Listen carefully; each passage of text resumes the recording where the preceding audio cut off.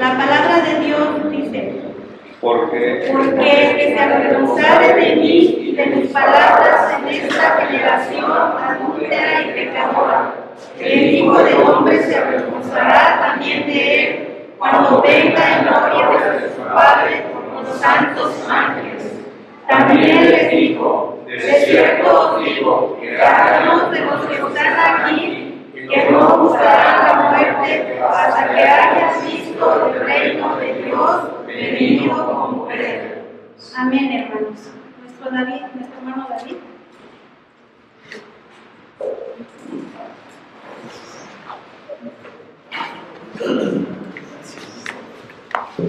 Hola, muy buenos días a todos. No saben el gusto y la alegría que me da a mí en lo particular, yo creo que a mi familia también, pero el estar entre ustedes.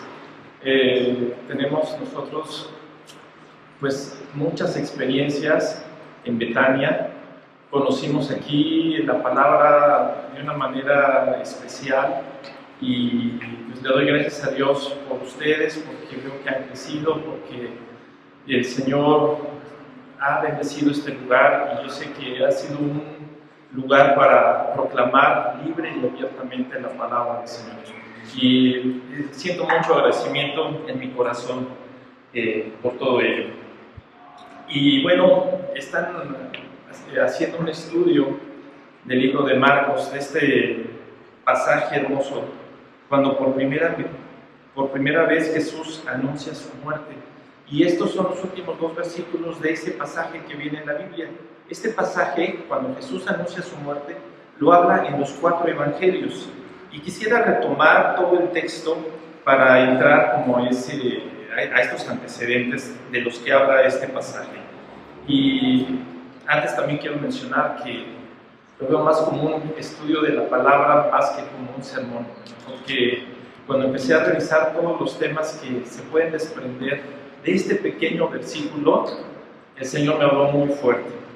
Dice la palabra del Señor en Marcos 8:31 y en adelante: y comenzó a enseñarles que le era necesario al Hijo del Hombre padecer mucho y ser desechado por los ancianos, por los principales sacerdotes y por los escribas, y ser muerto y resucitar después de 3 días.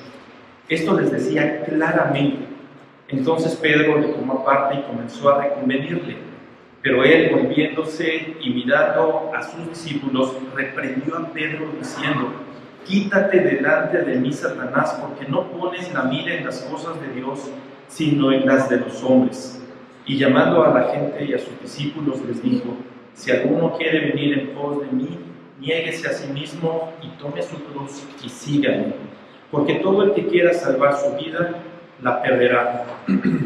Y todo el que pierda su vida por causa de mí y del Evangelio, la salvará. Porque ¿qué aprovechará al hombre si ganare todo el mundo y perdiere su alma? ¿O qué recompensa dará el hombre por su alma? Porque el que se avergonzare de mí y de mis palabras en esta generación adúltera y pecadora, el Hijo del Hombre se avergonzará también de él cuando venga en la gloria de su Padre con los santos ángeles. Acompáñenme a orar, por favor. Padre que estás en los cielos, gracias, Señor, porque nos das esta oportunidad de abrir libremente tu palabra, Señor, de escudriñarla, de meditar en ella y de aprender, Señor, lo que viene para nuestras vidas, Señor. Habla a cada uno de nuestros corazones, Señor, en la medida que necesitamos. Ayúdanos, Señor, a recibir este reto de valentía que tú pones a través de este pasaje, Señor. Que jamás nos avergoncemos del Evangelio, Señor, de ti, Padre, de tus palabras, de tus mandamientos. Y ayúdanos a vivir, Señor, una vida que nos ayude a mostrar esa transformación que tú puedes hacer en cada uno de nosotros. Te pido que te quedes con nosotros, Señor, y que estas palabras sean de bendición. Te agradezco todo en Cristo Jesús. Amén.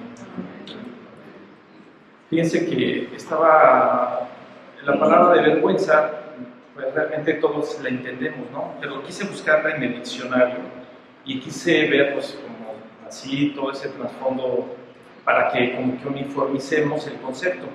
Entonces yo encontré que dice, ¿qué es la vergüenza? Turbación del ánimo ocasionada por la conciencia de alguna falta cometida o por alguna acción deshonrosa y humillante. Si nos descubren haciendo algo incorrecto, nuestra reacción es avergonzarnos, humillarnos, sentir esa pena de, "Uy, me descubrieron haciendo algo que no". Según la psicología, la vergüenza es un sentimiento de humillación que surge con la percepción de que actuamos de manera incorrecta o indecorosa. La vergüenza es un instrumento de la sociedad para mantener el orden establecido de lo que es correcto y lo que no. Por tanto, la vergüenza también surge como un mecanismo de adaptación que le indica a la persona que ha hecho algo inadecuado o impropio y que podría ser castigado. Entonces, el Señor Jesús nos dice aquí, porque el que se avergonzare de mí, de mis palabras en esta generación adúltera y pecadora, el Hijo del Hombre se avergonzará también de él cuando venga en la gloria de su Padre con los santos ángeles. Tenemos que reconocer, hermanos, que en la sociedad actualmente hay una oposición al Evangelio. Cuando nosotros en una plática mencionamos a Jesús, mencionamos a la iglesia, no es bien recibido. Siempre, yo tomé algunas clases de inglés y una clase se llamaba pláticas polite o not polite, ¿no? Educadas y no educadas. Entonces, pláticas educadas, hablemos del clima, hablemos de cómo te fue en tus vacaciones, hablemos de qué hiciste ayer, pero cuando nosotros hablamos de política o de religión, prohibido, porque pues no nos vamos a... Cada quien tiene sus ideas, sus creencias, su forma de entender la vida, y entonces muchas veces entran en contraposición ideas y usualmente las guerras han surgido por estas cosas. Entonces, dice educadamente no hablemos de religión y de Jesús, porque entendemos que hay esa oposición, ese rechazo. Todas las personas, todos queremos vivir la vida como nosotros queramos y no bajo los principios de la palabra de Dios. Cuando nosotros metemos a Jesús en la plática, entonces a lo mejor ya no nos conviene, a lo mejor ya no nos gusta. Hay estas condiciones en la sociedad secularizada, sacamos a Dios de las escuelas y cada vez es el no considerar a Dios en la educación de los niños a niveles secular ha hecho que todos los principios morales que se explican, que adopta la sociedad, se van haciendo relativos. Lo que para algunos es bueno, para otros no, pero entramos en este gran paquete en donde la sociedad está adoptando principios y reglas que cada vez se alejan más de los principios de la palabra de Dios. A lo que es malo, ahora le decimos bueno. Y ahora si una chica no quiere tener un niño, pues mira, las leyes te protegen. Sácalo de ti, no pasa nada. Acabemos con la vida, acabemos con la familia como la conocemos y como Dios lo estableció. Fíjense, en 2 Timoteo 3, del 1 al 5, dice: esto debes saber, que en los últimos días vendrán tiempos difíciles, porque habrá hombres amadores de sí mismos, avaros, vanagloriosos, soberbios, blasfemos, desobedientes a los padres, ingratos, impíos, sin afecto natural, implacables, calumniadores, intemperantes, crueles, aborrecedores de lo bueno, traidores, impetuosos, infatuados, amadores de los deleites más que de Dios, que tendrán apariencia de piedad, pero negarán la eficacia de ello. A estos se evitan. Jesús, el apóstol Pablo, en aquellos tiempos, redondeémoslo a 2000 años, hablaba de estas cosas y yo cuando las leo hoy, aplican completamente para nuestros días. También Juan nos dice en su primer carta, capítulo 2, del 15 al 17, dice a nosotros, la iglesia: no améis al mundo, ni las cosas que están en el mundo. Si alguno ama al mundo, el amor del Padre no está en él, porque todo lo que hay en el mundo, los deseos de la carne, los deseos de los ojos y la vanagloria de la vida, no proviene del Padre, sino del mundo. Y el mundo pasa y sus deseos, pero el que hace la voluntad de Dios permanece para siempre. Hablábamos hace un momento del concepto de vergüenza. Cuando hacemos algo incorrecto y nos descubren, sentimos ese sentimiento, esa sensación. ¿Qué significa avergonzarnos del Evangelio? Acabamos de leer cómo es nuestra sociedad. Tiempos difíciles, hombres amadores de sí mismos, avaros, las cosas del mundo, todo lo que se aleja de Dios.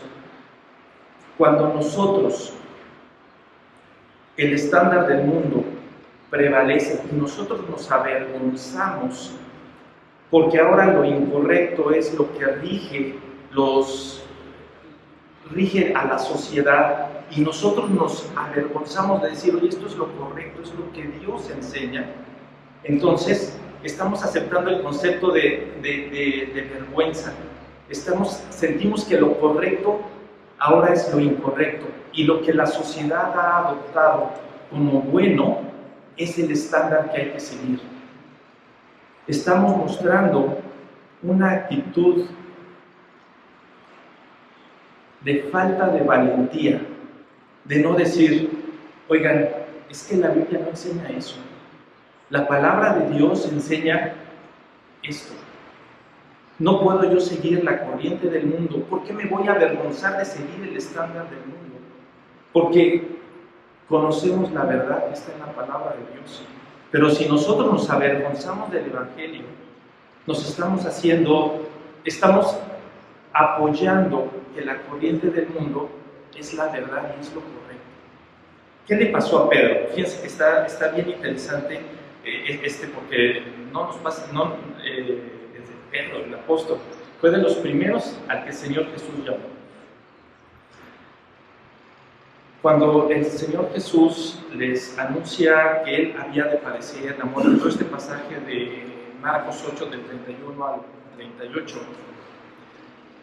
Pedro ya había intentado caminar sobre las aguas, ya había visto la alimentación de los 4,000, ya había visto la curación, había visto cómo el Señor Jesús había secado a demonios de las personas, había visto milagros.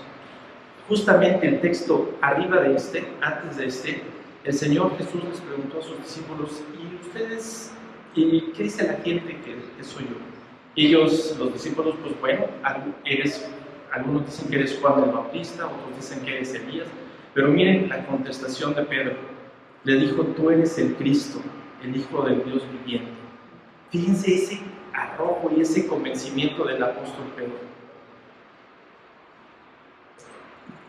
El pasaje siguiente de está la transfiguración. Cuando el Señor Jesús, con toda su gloria, se muestra a Pedro, a Juan y a Jacobo, y oyen la voz de Dios que dice, este es mi Hijo amado, a Él oíd. Es que no me cabe en la cabeza, hermanos. Son cosas hermosísimas, imposibles de ver, que experimentó el apóstol Pedro. Pero ¿qué pasó cuando arrestaron al Señor Jesús?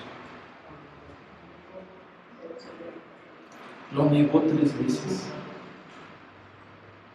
Había estado durante todo el ministerio con el Señor Jesús, con su maestro a sus pies, aprendiendo. Pero el día de la prueba, el día de la incertidumbre, Pedro lo negó 3 veces.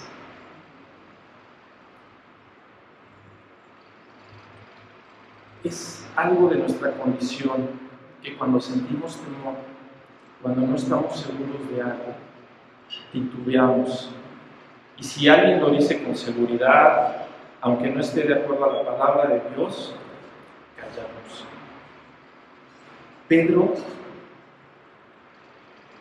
es que no puedo creer, todos los discípulos se apartaron, no estuvieron con el Señor, estuvo el discípulo amado, seguramente fue Juan, algunas mujeres, pero los demás discípulos no dicen que hayan estado a los pies de la cruz, se alejaron. se avergonzaron de lo que su maestro les había dicho. Si leemos los evangelios, adelante estos pasajes, el Señor Jesús les habla 2 o 3 veces de que iba a ser crucificado, pero que iba a resucitar al tercer día. Pero todos los evangelios registran que ellos no entendían a qué se refería el Señor Jesús. Esa falta de entendimiento, hermanos, hace que titubeemos, que a lo mejor no tengo la verdad. Pero la historia de Pedro no termina allí, hermanos. Después de la resurrección de Jesús y que haya estado con su maestro otros 40 días, el Espíritu Santo en Pentecostés, Pedro experimentó una transformación poderosa a través de la gracia y el perdón de Jesús. Pedro fue restaurado y fortalecido en su fe, y a partir de ese momento se convirtió en un valiente predicador del Evangelio. Hay un pasaje hermoso de Hechos 3, pero es extenso, no lo vamos a leer, pero creo que todos lo conocemos, cuando Pedro y Juan sanan a una persona coja. Y Pedro, pues no tengo oro ni plata, pero lo que tengo te doy, le dijeron a Juan, en el nombre de Jesús, levántate.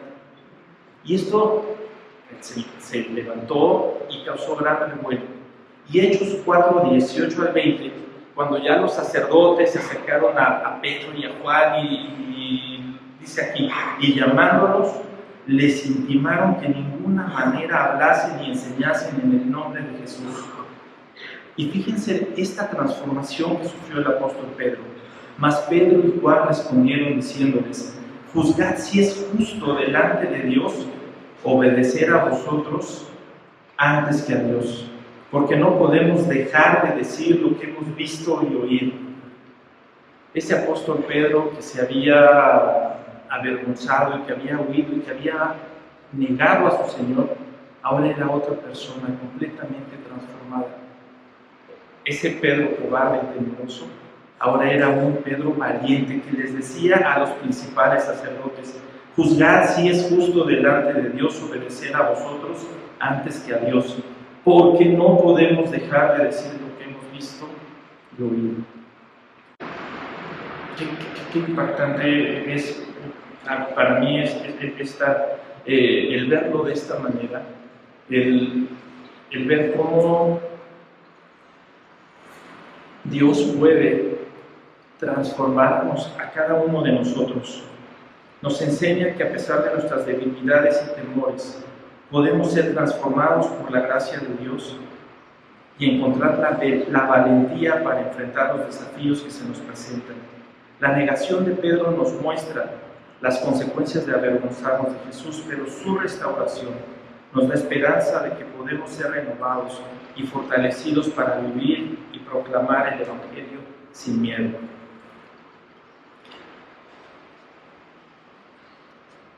¿Qué podemos hacer, hermanos? Una persona temerosa, una persona cobarde, es alguien que no conoce sus posibilidades, que no conoce sus capacidades. Pero la Biblia, hermano, nos capacita para ser esos cristianos, esos servidores de nuestro Señor valientes. Y quise buscar, seguramente ustedes tienen algunas ideas más de cómo fortalecernos. Cómo un guerrero débil que apenas empieza a preparar la espada, a practicar, pues si lo mandan a la guerra va a ir temeroso. Cuando ve un ejército bien preparado delante de él y se va a enfrentar a ellos, pues sabe que él no es diestro con la espada, sabe que no tiene las habilidades, no las ha desarrollado. Seguramente va a tener temor. Pero, ¿qué puede hacer el cristiano para fortalecerse y enfrentarse a la oposición que la sociedad tiene contra el Evangelio? Y poder hablar libremente, así como Pedro lo hizo en aquel entonces, juzgad si es justo delante de Dios, obedecer a vosotros antes que a Dios, porque no podemos dejar de decir lo que hemos visto y oído. ¿Qué necesitamos? Primera cosa, conocer y amar la palabra de Dios. Tenemos que tener tiempo para leer la Biblia, para meditar en ella, para reflexionar en ella y para conocerla profundamente. El Salmo 119:11 dice, En mi corazón he guardado tus dichos para no pecar contra ti. La palabra de Dios nos guía y nos protege del pecado. Según el Timoteo 3, 16 y 17 también nos enseña: toda la Escritura es inspirada por Dios y útil para enseñar, para reprender, para corregir y para instruir en la justicia, a fin de que el hombre de Dios esté enteramente preparado para toda buena obra. Hermanos, la palabra de Dios nos capacita y nos equipa para vivir una vida cristiana plena y valerosa. La segunda cosa, hermanos, mantener una relación íntima con Jesús, la oración constante. Filipenses 4, del 6 al 7 nos dice: por nada estén afanosos, sino sean conocidas vuestras peticiones delante de Dios en toda oración y ruego, con acción de gracias. Y la paz de Dios, que sobrepasa todo entendimiento, guardará vuestros corazones y vuestros pensamientos en Cristo Jesús. La oración nos acerca a Dios y nos trae paz, hermanos. Y eso es muy fácil decirlo. Cuando lo experimentamos en carne propia, cuando vienen los problemas, las angustias, los temas de dinero, los temas de problemas en la pareja, a veces nos acordamos de cómo resolverlo con nuestras propias fuerzas, que recurrir a la palabra de Dios y a la oración. No lo olvidemos, hermanos. Cuando hablamos de una relación profunda con el Señor, hablamos de un diálogo, hablamos de una relación, de que yo recibo lo que me dice la otra persona y lo que yo también le digo a esa persona. Así funcionan nuestras relaciones. En el matrimonio no nada más puedo hablar yo, habla mi esposa, hablo yo, nos comunicamos con nuestros compañeros de trabajo, hablan mis compañeros, mi jefe, hablo yo, hablo a mis colaboradores, etc. Siempre hay un diálogo entre las personas para poder establecer una relación profunda. ¿Cómo establecemos esa relación profunda con nuestro Señor Jesús? Por medio de su palabra, el Señor nos habla. Por eso empecé por ahí, para leer y conocer lo que Él dice a nosotros. Y nuestra oración es lo que nosotros le decimos a Él. Y se forma ese hermoso diálogo entre nosotros, entre nuestro Señor y nosotros, en que lo entendemos qué quiere Él de nosotros y nosotros le presentamos a Él nuestras luchas, nuestros temores, nuestras alegrías con las actitudes, nuestros fracasos, nuestras debilidades. Y regresamos a la palabra y el Señor nos contesta.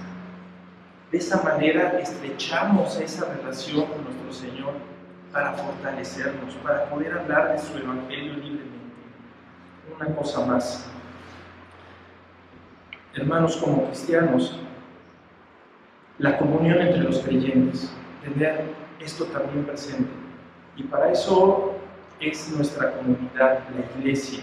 Hebreos 10, 24 y 25, para fortalecernos, dice: considerémonos también los unos a los otros, para estimularnos al amor y a las buenas obras, no dejando de congregarnos como algunos tienen por costumbre, sino exhortándoos, y tanto más cuando veis que aquel día se acerca. La comunión, hermanos, entre otros, con otros creyentes nos fortalece y nos anima en nuestra fe. Entonces, leemos la palabra de manera regular y meditamos en ella. Orar sin cesar, hermanos. Congregarnos, no dejar de congregarnos.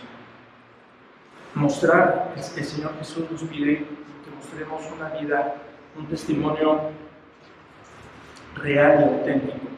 Dice Mateo 5, del 13 al 16. Jesús nos enseñó a ser la sal de la tierra y la luz del mundo. Nuestro testimonio debe ser auténtico y visible para que otros puedan ver nuestras buenas obras y glorificar a Dios. La obediencia a la palabra, hermanos, es una expresión tangible de nuestro amor por Dios. Juan 14, 23 y 24 dice: respondió Jesús y le dijo: el que me ama, mi palabra guardará, y mi Padre le amará, y vendremos a él y haremos morada con él. El que no me ama, no guarda mis palabras, y la palabra que habéis oído no es mía, sino del Padre que me envió. Santiago 1:22 nos dice: pero sed hacedores de la palabra y no tan solamente oidores, engañándoos a vosotros mismos. Hermanos, lo que quiere decir estos versículos es que como somos en público, seamos en privado. Como somos aquí en la iglesia, seamos con nuestras familias. Que como somos aquí, seamos en nuestros trabajos. Que nos sintamos en la presencia de nuestro Señor todo el tiempo, porque Él es omnipresente. Eso es ser obedientes a su palabra, considerarlo en todas nuestras decisiones. Otra cosa más, tener un amor práctico. Amar a Dios y al prójimo. Marcos 12:30 y 31, Jesús nos enseñó que el mayor mandamiento es amar a Dios con todo nuestro ser y amar a nuestro prójimo como a nosotros mismos. Juan 3:18 nos dice: hijitos míos, no amemos de palabra ni de lengua, sino de hecho y en verdad. Romanos 12:10, amaos los unos a los otros con amor fraternal, en cuanto a honra, prefiriéndoos los unos a los otros. Hace poco me reencontré con uno de los hermanos que asiste a esta iglesia y me dio mucho gusto saber que estaban yendo a platicar con los jóvenes en un centro de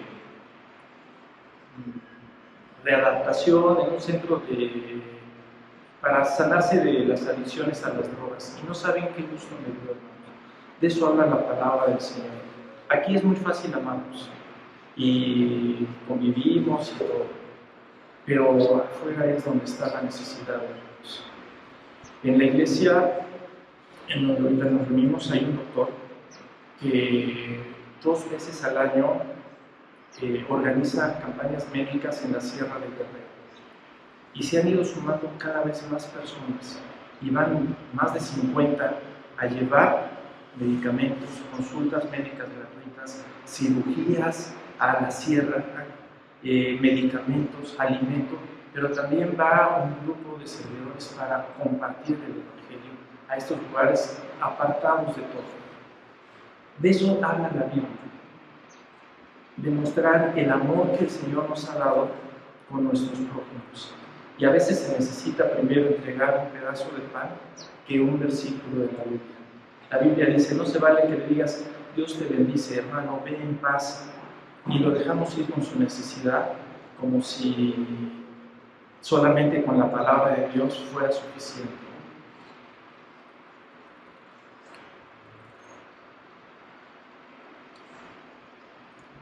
Otra cosa más, hermanos, para fortalecernos: el tema del perdón. El perdón es un aspecto fundamental del amor cristiano. Debemos perdonar a aquellos que nos han hecho daño y buscar la reconciliación en nuestras relaciones siguiendo el ejemplo de Jesús. Efesios 4:32 dice: antes sed benignos unos con otros, misericordiosos, perdonándonos unos a otros, como Dios también nos perdonó a nosotros en Cristo. Mateo 18, 21 y 22 dicen: entonces se le acercó Pedro y le dijo: Señor, ¿cuántas veces perdonaré a mi hermano que peque contra mí? ¿Hasta 7? Jesús le dijo: no te digo hasta 7, sino aún hasta 70 veces 7. Todo lo que estamos viendo, hermanos, es para liberarnos de todo lo que nos arrastra y que nos impide hablar del Evangelio, hermanos. Entendamos el perdón. Todos conocemos acerca de los dones. Romanos 12 nos dice el don de predicar, el don de enseñar, y son pues habilidades que Dios nos ha dado para desarrollar un trabajo en su obra. Entendamos el perdón, hermanos, como el don de perder, como el don de despojarnos de nuestro orgullo, como el don de despojarnos de nuestra soberbia cuando alguien nos hace algo y guardamos ese resentimiento dentro de nuestro corazón. Despojémonos de todo ello, tengamos ese don, esa habilidad de despojarnos de todos esos sentimientos que a veces por nuestra naturaleza quedan dentro de nuestro corazón cuando alguien nos hace algo. Y caminemos libres, hermanos. Eso nos ayuda para vivir una vida cristiana plena. Y eso es lo que es el perdón. Quitarnos, despojarnos de ese peso que se guarda a veces en nuestros sentimientos y abracemos de nuevo de una manera limpia y transparente a nuestro esposo, a nuestra esposa, a nuestros hijos, a nuestros padres, a nuestros amigos, a nuestros hermanos en la fe. Eso es lo que es el perdón. Es esa habilidad que solamente en el amor de Dios podemos tener, hermanos. Otra cosa más, cuidar a los necesitados. Dice la Biblia en Mateo 25, 35 y 36, porque tuve hambre y me diste de comer, tuve sed y me diste de beber, fui forastero y me recogiste, estuve desnudo y me cubriste, enfermo y me visitaste, en la cárcel y viniste a mí. Me parece que el ejemplo que ya puse anteriormente venía en esta parte, pero me refería a eso, hermanos, a ver las necesidades de nuestros prójimos, a ver lo que seamos sensibles, hermanos, a las necesidades de todos. Y versículos antes veía, prefiriéndoos a vosotros mismos. Si en la casa de Dios, en la familia de la fe, hay hermanos con necesidad, estemos atentos. Adoptamos una forma muy bonita de colaborar con algunas familias y con nosotros mismos durante la pandemia. Había un rol de comidas. Las familias que iban cayendo por el COVID al inicio, que no había vacunas y que no podían salir a trabajar, a hacer cosas, hicimos un rol de alimentación para llevarles todos los días a una familia que estaba en su casa enferma, alimentos. Es una forma, y nosotros dijimos, bueno, nunca lo vamos a necesitar. No saben, hermanos, el día que nosotros caímos enfermos, y Dios fue benigno, porque no fue una situación difícil, gracias a Dios, pero fue algo hermoso. Durante una semana llegó a nuestra puerta alimento, y ahí de veras el Señor nos quebrantó, porque vimos cómo el Señor es fiel, el Señor provee y el Señor vemos su amor a través de nuestros hermanos, y fue algo hermoso, hermanos. Y yo creo que eso que nosotros sentimos como gratitud, como agradecimiento, todas estas familias que fueron recibiendo estos alimentos cuando ellos estaban en esa dificultad, en la incertidumbre de si se ponían más graves o no. Recordemos que hubo un periodo de tiempo en donde, bueno, sabíamos que oíamos las noticias, los hospitales estaban llenos, habían filas de horas para ir por un tanque de oxígeno para los familiares. Eran situaciones difíciles y no saben ese espacio de tranquilidad, sabiendo que había una comunidad de hermanos que estaban orando por ellos y que no solamente decían que Dios te bendiga, que el Señor te sane, sino, hermanos, podemos colaborar con ustedes trayéndoles estas pequeñas vidas. Y todos estos puntos que acabamos de ver, hermanos, si los ponemos en práctica, porque vienen en la palabra de Dios, nos van a fortalecer, nos van a ayudar a sentirnos seguros de nuestra fe, seguros de en quién creemos, para que cuando se hable de algo en contra del Evangelio, de algo que no sea correcto, en lugar de que nosotros nos sintamos avergonzados y entrar al estándar del mundo, nos mostremos como personas que yo no comparto eso, yo no creo. ¿Y por qué? Pues porque la palabra de Dios dice algo completamente diferente. Y bueno, pues llegamos al punto 3, y que el Señor me habló durísimo. Y por eso digo que esto es más un estudio, no una predicación. Porque tenemos que estar preparados siempre para predicar la palabra de Dios. Primero, teniendo un testimonio coherente en todos lados. Primera de Pedro 2:12 nos dice, manteniendo buena vuestra manera de vivir entre los gentiles, para que en lo que murmuran de vosotros como de malhechores, Glorifiquen a Dios en el día de la visitación al considerar vuestras buenas obras, manteniendo buena vuestra manera de vivir entre los gentiles. Efesios 4, 1 y 2. Yo pues, preso en el Señor, os ruego que andéis como es digno de la vocación con que fuisteis llamados, con toda humildad y mansedumbre, soportándoos con paciencia los unos a los otros en amor. La coherencia debe ser algo que los cristianos debe ser un estilo de vida, reflejar a nuestro Señor Jesús en cualquier lugar, porque de lo contrario no vamos a poder predicar el Evangelio. No van a haber en nosotros personas coherentes que digan, oye, pues a ver, yo quiero ser como tú. Al contrario, oye, ¿por qué dices eso si actúas de esta forma? No es coherente, no se compagina. Dice también Pedro que tenemos que estar preparados para dar razón de nuestra fe. Primera de Pedro 3:15. Sino santificad a Dios el Señor en vuestros corazones y estad siempre preparados para presentar defensa con mansedumbre y reverencia ante todo el que os demande razón en la esperanza que hay en vosotros. Hermanos, esto es un mandamiento de nuestro Señor.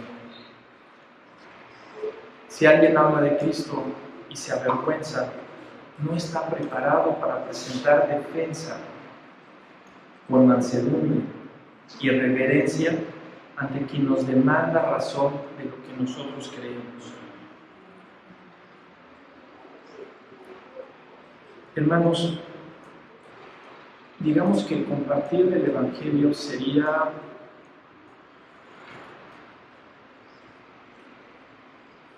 ahí es donde el Señor a mí me ha hablado y no sé cómo poderlo transmitir bien, porque tengo muchos años en la fe, hermanos, y este tema a mí se me atraviesa mucho. Y aquí yo encontré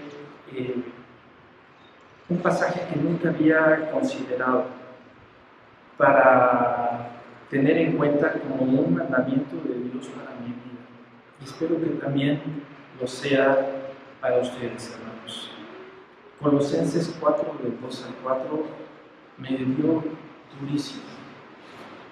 Dice, perseverar en la oración, velando en ella con acción de gracias, orando también al mismo tiempo por nosotros, para que el Señor nos abra puerta para la palabra, a fin de dar a conocer el misterio de Cristo, por el cual también estoy preso, para que lo manifieste como debo hablar. No solamente se trata de ser valientes para presentar para no avergonzarnos del Evangelio, sino aquí es una invitación a que nosotros busquemos en oración ese encuentro para que el Señor nos permita hablar de Él. Porque a veces las oportunidades, nosotros vamos por la vida, y lo reconozco con vergüenza, como les decía el concepto al inicio, de que no buscamos o no busco esas oportunidades para hablar del Señor. Y de veras es vergonzoso, hermanos. Pero este pasaje a mí me dio muy duro. Dice, perseverar en la oración. Además de que oramos por los alimentos, además de que oramos por las necesidades, además de que oramos por la seguridad de mi familia, por mis padres, está muy bien, pero es como pedir. Aquí el Señor nos habla a tener una actitud activa para poder presentar su palabra. Dice, perseverar en la oración, velando en ella con acción de gracias, orando también al mismo tiempo por nosotros. El apóstol Pablo, los que predicaban la palabra, oremos por nuestro pastor, por nuestros pastores, por los maestros de la escuela dominical, para que el Señor les dé sabiduría y pueda presentar la palabra con denuedo, para que el Señor nos abra puerta para la palabra, para que el Señor abra esas oportunidades, esas ocasiones, de que el Señor nos ponga en el momento donde Él quiere que estemos para poder compartir su palabra. Nunca había reflexionado en eso hasta que vi este pasaje de Marcos 8:38. Y me dio durísimo porque vamos por la vida, que el Señor nos bendiga, que el Señor nos dé trabajo, que el Señor nos dé salud. Pues está bien todo eso, porque después lo alabamos y glorificamos su nombre porque el Señor nos ha dado todo ello. Sí, sí, cierto.